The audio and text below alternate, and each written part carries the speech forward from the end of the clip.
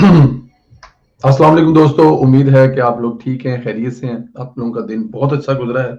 अल्लाह ताला की ज़ात हर दिन आपका अच्छा गुजरे और जो मुश्किलात आई हैं वो अगली दफ़ा ज़िंदगी में कभी आपके सामने ना आए। हमारी दुआ है ये आप तमाम दोस्तों के लिए। इससे पहले कि हम वीलॉग की तरफ चलें, वही रिक्वेस्ट जो आपसे हमेशा करते हैं, चैनल है इसको सब्सक्राइब कर दें, सोशल मीडिया टॉक शो के चैनल को, और साथ ही बेल आइकॉन को भी प्रेस कर दें ताकि वक्त पर आप लोगों के पास वीडियो जो है वो पहुंचती रहे, प्रोग्राम लाइव आपके पास पहुंचते रहें। कमेंट जरूर करें, अपनी कीमती राय से आगाह जरूर करें और लाइक जरूर करें, और व्हाट्सएप ग्रुपों में वीलॉग को सेंड करना बिल्कुल ना भूलें। चलते हैं वीलॉग की तरफ।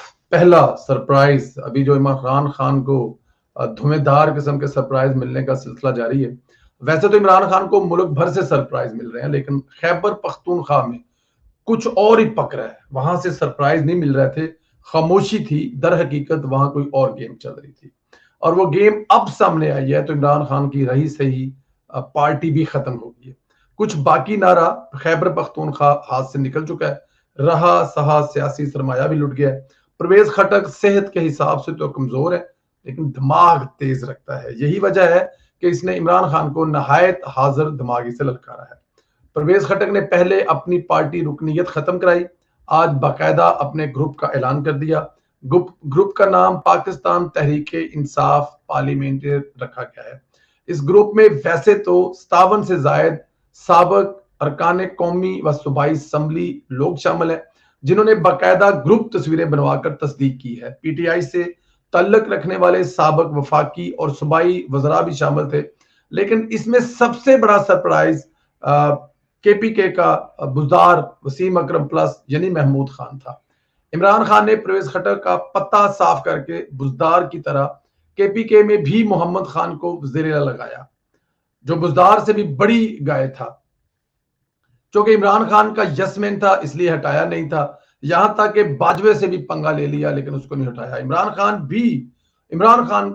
खुद इमरान खान भी जो है वो माफी चाहता हूं, खुद महमूद खान भी इमरान खान को धोखा दे गया और परवेज खटक को प्यारा हो चुका है। इमरान खान की यही सियासी हकीकत थी।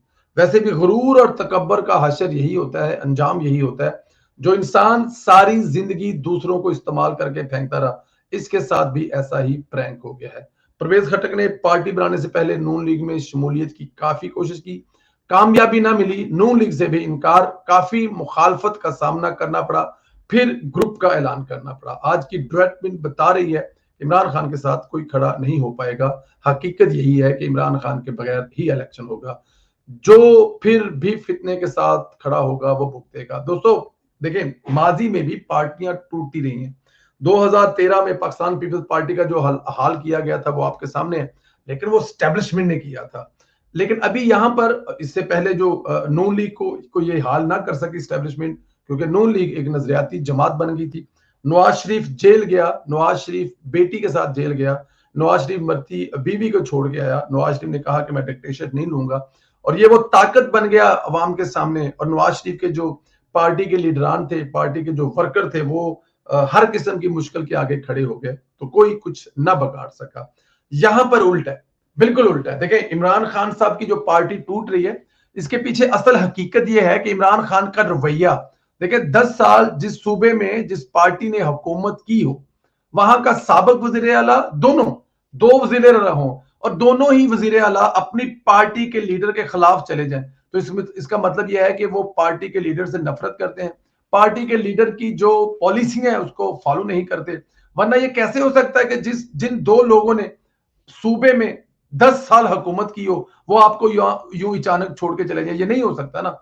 और महमूद, चलो मैं इस बात को मान भी लूं अगर एक लम्हे के लिए कि परवेज खटक के साथ तो कुछ मसले मसाइल थे, लेकिन इमरान खान के महमूद खान के साथ तो कोई मसले नहीं थे। वो तो उनका यस मैन था, वो भी उनको क्यों छोड़ गया? सोचने की बात है। ये सवाल छोड़ के जा रहा हूं, इस पे आप जरूर कमेंट कीजिएगा। क्या वजह बनी? क्या इमरान खान का रवैया या इमरान खान की पॉलिसियां उसकी दुश्मन बन गई है कि उसको अपने छोड़कर जा रहे हैं? इस सवाल का जवाब कमेंट्स बॉक्स में जरूर दीजिएगा। अच्छा, दूसरी तरफ इमरान खान के खिलाफ केसेस का आगाज ना होना भी तफ्तीशनाक है। इमरान खान को जितनी ढील दी जा रही है वो इतना ही दोबारा सरगर्म हो रहा है, मजबूत होने की कोशिश कर रहा है। खबर यह है कि इमरान खान के सपोर्टर तो अपनी जगह मौजूद है, ना वो सपोर्टर जो सहूलतकार है। एलीट क्लास जिनके खावंद वगैरह बड़े इंतजामी ओहदों पर मौजूद हैं, जो अदलिया से लेकर हर जगह मौजूद हैं, वो खामोश जरूर है लेकिन सरगर्म भी है। इनकी सपोर्ट तो अब भी जिंदा है ना, वो खामोशी से अपना काम तो कर रहे हैं। इमरान खान इन्हीं बुनियादों पर मजलूमियत का बयानिया बना रहा है, अवाम की हमदर्दियां हासिल करने की कोशिश कर रहा है। वो ना हो बहुत देर हो जाए और फिर इमरानी फितना कोई बड़ा नुकसान कर दे, क्योंकि इनके लिए मुल्क कुछ भी नहीं है, ये मुल्क को मुकद्दम नहीं समझते। देखें, बंदियाल के फैसले में ये लिखना कि इमरान खान के साथ या पार्टी के साथ ज्यादती हुई है 9 मई के वाकये के बाद, ये फैसले में लिखने का मतलब यह कि इमरान खान अपनी सारी उम्र सुप्रीम कोर्ट का यह फैसला बेचेगा और कहेगा कि मेरे साथ जो जुल्म और ज्यादती की है वो पाकिस्तान की स्टैब्लिशमेंट ने की है, मुझे तो पाकिस्तान के आला अदारे ने, मुझे तो सुप्रीम कोर्ट ने बरीजुमा करार दिया गया। उन्होंने कहा कि इमरान खान ने किसी किस्म का कोई कसूर नहीं किया, इमरान खान के साथ और उसकी पार्टी और उसके लोगों के साथ ज्यादती हुई है। किन से हुई है? स्टैब्लिशमेंट की तरफ से हुई है। और अगर ऐसा हुआ है तो ये मेरे ख्याल में एक बहुत बड़ा सवालिया निशान होगा। इसको इमरान खान अगला सारा अपनी जिंदगी इस फैसले को बेचेगा, जो बड़ी खूबसूरती से सास ने और बीवी ने सामने बिठवाकर बंदियाल साहब से लिखवाया। और ये एक सास और मैं बीवी की बात कर रहा हूं, यहाँ पे हर दूसरे बड़े महकमे में कोई ना कोई बीवी और सास अपने हस्बैंडों से, अपने बेटों से, अपने बहनोइयों से या किसी भी रिश्ते से, यूथियों से ये काम करवा रहे हैं, जो आने वाले दिनों में इमरान खान की बड़ी मदद करेगा। और वो स्लोली अपना दोबारा बयानिया बना रहा है, उसका दोबारा फौज के खिलाफ, स्टैब्लिशमेंट के खिलाफ, फिर वही जो जुबान इस्तेमाल करना। असल ताकत एलीट में बैठे हुए ये लोग हैं जिनको अभी तक हाथ नहीं लगाया जा रहा, और ये आगे जाके मेरे ख्याल में काफी मुश्किल वक्त देने वाला है। मैं ऐसे ही नहीं कह रहा था कि इमरान खान दोबारा अपनी पुरानी हरकतों पर आ रहा है। शुरू में जब तबीयत साफ हुई तो रोजाना पीसीओ पर आता था, अब फिर बहाने तलाश करने शुरू कर दिए हैं। पहले जेआईटी को धमकियां, अब तोशाखाना केस में नैब ने तलब कर रखा है, वहां पेश नहीं हुआ। खत लिख कर कह रहा है कि मेरी जान को खतरा है, मैं पेश नहीं हो सकता। 19 जुलाई को इस्लामाबाद आऊंगा तो पेश हो जाऊंगा। ये अब तोशाखाना में नैब से भाग इसलिए रहा है क्योंकि मिलिट्री सेक्रेटरी उल्टा पड़ गया, इसलिए पता है कि जान इधर भी नहीं छूटनी, इसलिए राह फरार इख्तियार करें। लेकिन ऐसा होगा नहीं। ये ठीक है, इसमें हमारे भी तहफ़्ज़ात हैं, हम भी समझते हैं कि ये गलत हो रहा है, आने वाले वक्त में इसके बड़े नुकसान होंगे। लेकिन इमरान खान को पकड़ने वाले भी जो लगे हुए हैं, वो ये हो नहीं सकता, क्योंकि उनको पता है कि इमरान खान के होते हुए इस मुल्क की जो इकोनॉमी है, इस मुल्क की जो आगे अगला तरक्की का सफर है, वो ठीक ही नहीं हो सकता। और अगर वो ठीक नहीं हो सकता तो फिर कुछ ना कुछ तो करना पड़ेगा इमरान खान का, और वो लगे हुए हमारे तमाम तरह तहफ़्ज़ात के बावजूद। इधर कल से बंदियाल भी सूरतकारी का दूसरा फेज शुरू करने वाला है। मिलिट्री कोर्ट्स के खिलाफ दरखास्त समात मुकर्रर कर दी है, लेकिन इससे पहले हुकूमत ने गेम डाली है। हुकूमत ने justice Yahya Afridi, justice Tariq Masood, justice Qazi फैसा और जस्टिस मंसूर अली शाह के नोट की बुनियाद पर तहरीरी जवाब जमा करवा दिया है। इस जवाब में हुकूमत ने फुल कोर्ट बनाने का मुतालबा कर दिया है। कहा गया कि इन नोट के बाद तो मौजूद बेंच की कोई हैसियत ही नहीं रह जाती, फुल कोर्ट बनाया जाए। अब बंदियाल कहां फुल कोर्ट बनाएंगे, क्योंकि वो जानते हैं कि फुल कोर्ट में इनकी दाल नहीं गलनी और वो लाडले की सूरतकारी नहीं कर पाएंगे। हुकूमत ने यह भी कहा है कि बैरूनी ताकतें पाकिस्तान की मसल्ला अफवाज को कमजोर करना चाहती हैं। 9 मई के वाकयात से मनसूबाबंदी से की गए हमलों में मजमूई तौर पर 2 अरब 53 करोड़ का नुकसान। हमलों की मनसूबा ऐसी हुई कि बाकायदा प्लांटेड टाइमिंग के साथ फौजी तनसीबात पर हमले किए गए। इंतशारियों का ट्रायल मिलिट्री कोर्ट में ही होना चाहिए। वफाकी हुकूमत के जवाब के बावजूद अगर बंदियाल सहूलतकारी करता है तो हुकूमत को चाहिए 2 अरब 53 करोड़ का नुकसान बंदियाल साहब की जेब से, या फिर सास, या फिर उनकी बीवी, या फिर जो उनकी बेटी को इमरान खान बड़ा पसंद है, उनसे पूरा करवा लेते हैं। मतलब कहीं ना कहीं से किसी ना किसी ने ये नुकसान तो पूरा करना है, और अगर आप ये नहीं करवाएंगे तो आने वाले वक्त में फिर कोई भी उठकर किसी भी जगह से उठकर आकर ये वो सब करेगा जो आज इमरान खान कर रहा है। मियां नवाज शरीफ साहब के हवाले से कुछ सीनियर तजज़ियाकार अहम दावे कर रहे हैं, और अपने प्रोग्राम में हम भी कुछ इस किस्म की बातें पहले कर चुके हैं, इनको डिस्कस करें। चंद दिन पहले ये बात जेरे गौर आई थी कि अगर मियां नवाज शरीफ वज़ीर बनेंगे तो फिर शहबाज शरीफ साहब क्या करेंगे, क्योंकि अब वो पंजाब में वापस नहीं आएंगे। तो सुहेल वड़ैच साहब ने एक जेरे गौर फार्मूला सामने रखा है।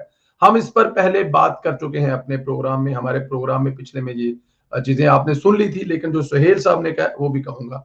उन्होंने दावा किया कि नवाज शरीफ साहब के हवाले से एस्टेब्लिशमेंट से मुजाहमत खत्म हो गई है, यानी मियां साहब के मुतालबात मान लिए गए हैं, मुजाहमत बाकी क्या रहनी है, जाहिर है इसको खत्म ही कहते हैं।